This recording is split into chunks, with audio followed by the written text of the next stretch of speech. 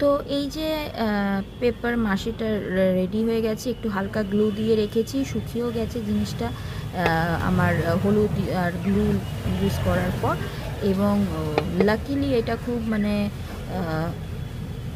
শুকিয়ে গেছে। এবার কথা হচ্ছে এটাকে শুকালে শুধু হবে না, এইটার সাথে গ্লু এবং জল মিক্স করতে হবে।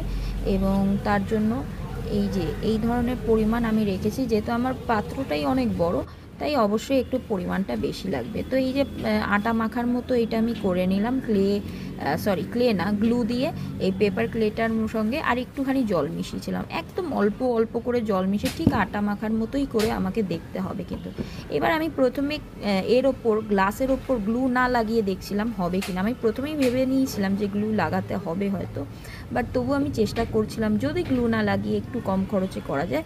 বাট ডেফিনেটলি সেটা হয়নি, সেটাই যে দেখাই যাচ্ছে যে ওটা একদমই এই ছাড়া হচ্ছিল না। তো তারপর আমি একটুখানি